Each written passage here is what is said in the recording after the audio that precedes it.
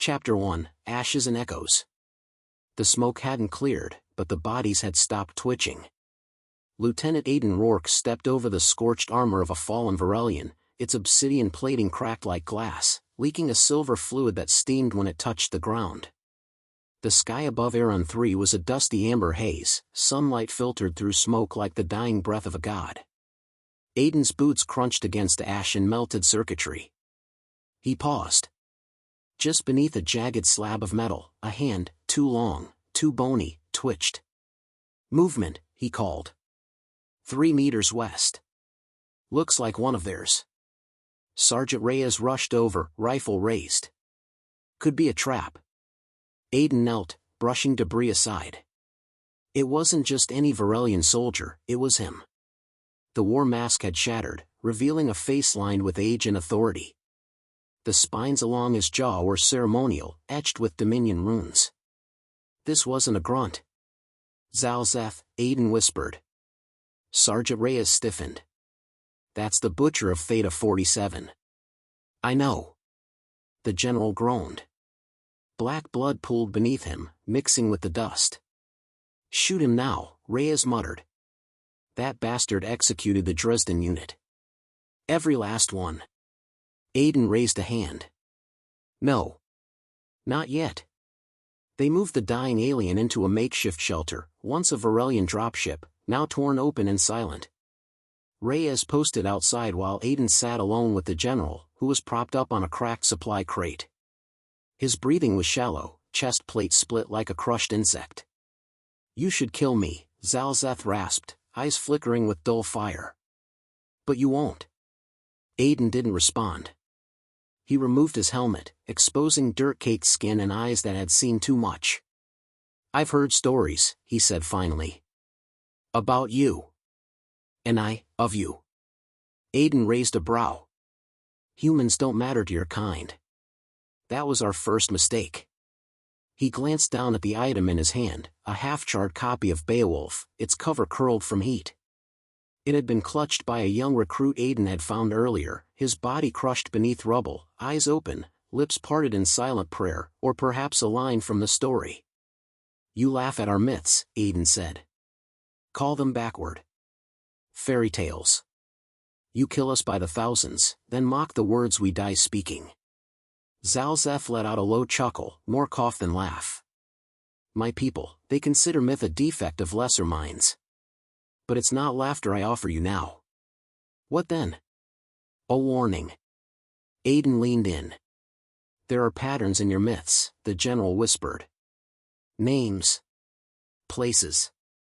Creatures. Some match data erased from our oldest archives.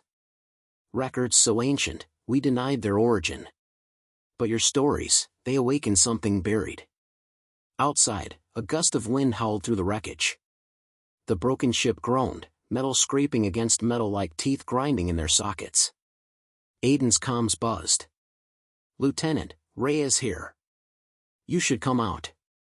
There's something you need to see." He stepped out into the dying light. Reyes pointed to a bent comm relay pulled from the ruins of their downed bird. A faint signal flickered across its cracked screen. Static, then a low hum. Then, words. Aiden's blood ran cold. "Lo, there do I see my father." It was the old tongue. Nordic. A warrior's farewell from a myth long past. "Is this a recording?" Reyes asked. "No," Aiden said. "It's a response." They stared at each other in silence. Back inside, Zalzeth coughed violently, dark fluid splattering the floor. "You've heard it, haven't you?" he asked. "The words, they echo." "Why now?" Aiden demanded. "Why speak of this when you're dying?" "Because I've seen what lies beyond the veil. I saw it as a child, when our archivists tried to purge the old knowledge." A silhouette. A voice. It spoke not in words, but in memory. Aiden narrowed his eyes.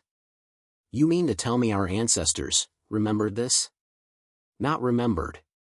Carried. You are not the authors of your myths, Lieutenant Rourke. You are the messengers." Aiden gritted his teeth. And what exactly are we carrying? Zalzetha's eyes flickered again. Seals. Locks. Coordinates to horrors even our kind feared. You're Gilgamesh. You're Kali. You're Lucifer. Symbols to you. But to us, they were once enemies. Beings that roamed the stars. Sealed away, scattered, encoded. He coughed blood again. Your kind forgot. But your stories did not. Aiden turned away, eyes unfocused. His father's voice echoed in his memory, reading bedtime tales of old gods and dark prophecies.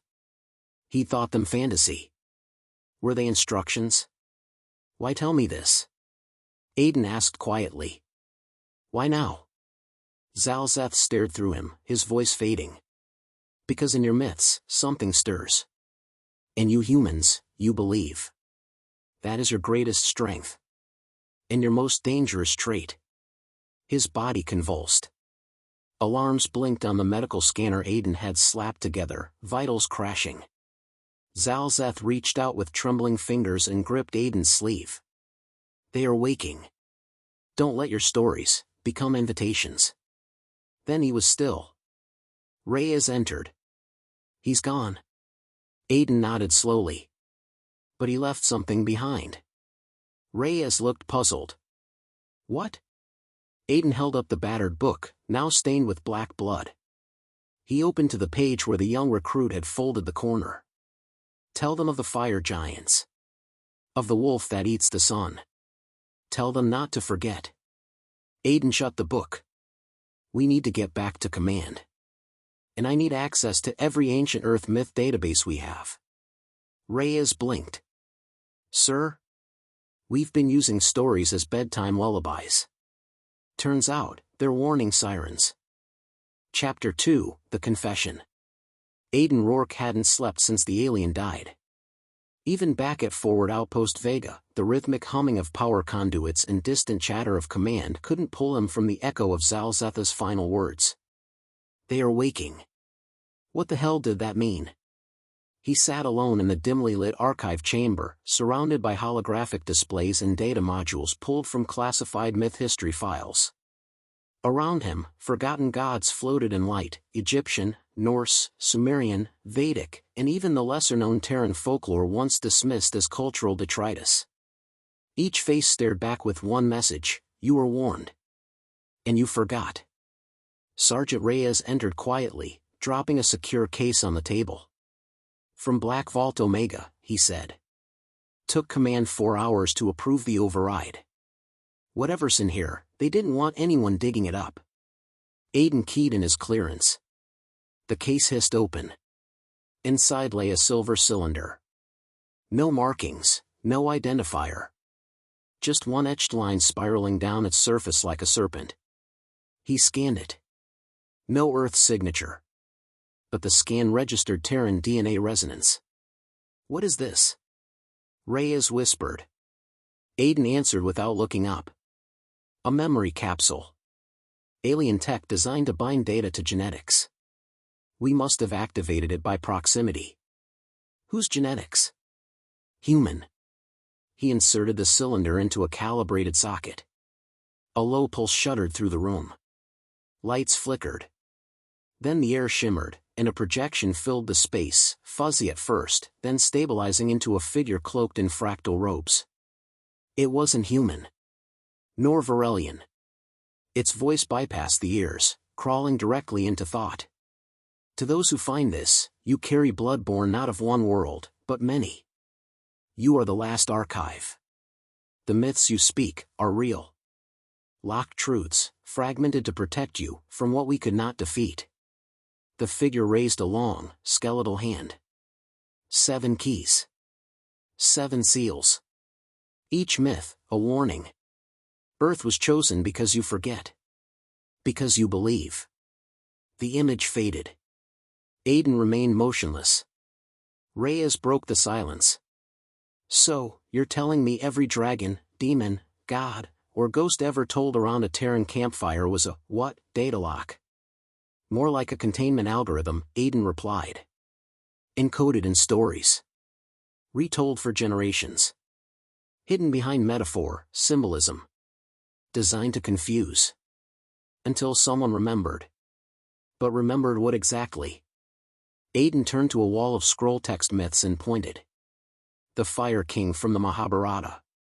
Fenrir from Norse myth. The seven-headed beast from Revelation. They all describe the same entity, under different names. You're saying they're all the same thing? I think we've been circling a central truth for millennia. Different lenses. Same shape. Command wasn't pleased. Colonel Bravich appeared on holofeed, his face tense. You're treading on dangerous ground, Lieutenant. I didn't ask for this, Aiden snapped. Your enemy dropped it in my lap. You're a soldier, not a historian. This isn't mythology class. No, sir. But it is survival class. Bravich's voice tightened. You're being reassigned to Fort Eridanus. You're too deep. With respect, Aiden said, I'm already in. The feed cut. Later that night, Aiden stood alone at the edge of the landing deck. Aaron 3's moons hung low, casting twin shadows across the steel platform. He held the capsule again. It pulsed faintly, like a heartbeat. I need answers, he muttered. Behind him, footsteps. Reyes. There's more, Reyes said. From the Varelian archives. Fragments of audio logs. Looks like Zalzeth wasn't just chasing territory. He was tracking myth triggers. Aiden turned. Explain. Reyes handed him a decrypted file. Last 6 human colonies attacked. All had local legends resembling one of the 7 warnings. Folk tales. Campfire stuff. Until they flared with matching energy signatures. They weren't battles, Aiden whispered. They were suppressions. He went back to the cylinder. Ran a direct neural interface, illegal without clearance, but he no longer cared. Flashes burst behind his eyes. A planet burning. A colossal form towering above a city of glass. People, not human, but close, chanting, sealing something beneath molten ground. Then silence. Then earth. When he disconnected, his breath was ragged. These weren't stories, he said aloud. They were coordinates. And blueprints. Hours later, Reyes returned with an update. We picked up a signal. The same myth frequency from the field. But this time, it's coming from below us. Deep underground. Right beneath the outpost. Aiden froze. How far? 17 kilometers. Solid bedrock. Old cavern system, predating our colonization. What's down there? Reyes handed him a photo. Old cave markings. Ancient. But unmistakably Terran. A serpent devouring its own tail. The Eye of Ra. The Black Sun. All carved into alien stone. Time to go myth hunting, Aiden said. The elevator groaned as it descended into the dark. No chatter. Just the sound of gears and tension. When the doors opened, the heat hit them first, dry, ancient, breathing. They stepped out into a chamber older than any Terran colony. On the walls, carvings matching stories from Earth, thousands of light years away. This place isn't inspired by myths, Reyes murmured. It is one. In the center, a slab. Aiden approached. Etched across its surface, speak the name of the fallen star. He swallowed. Fenrir. The chamber trembled. A light blinked beneath the slab. A new pulse echoed from the capsule in his hand. He turned to Reyes, face pale. They weren't warnings. They were countdowns. Chapter 3, Mythborn. The tremor faded, but nothing about the world felt still anymore. Aiden stood over the glowing slab, the last echo of his voice still hanging in the charged air, Fenrir. Something had heard him. Or remembered him. The light beneath the stone wasn't a reaction. It was recognition. Reyes stepped closer. You just said a word. I said a name, Aiden corrected. And it answered. The floor vibrated, faint, like the low breath of an enormous sleeper. Beneath their boots, the pulse continued in steady rhythm, syncing with the cylinder Aiden held. It was no longer just pulsing. It was responding. "We need to pull back," Reyes warned. "This is bigger than buried myth." "No," Aiden said. "It's exactly that. That's why it matters."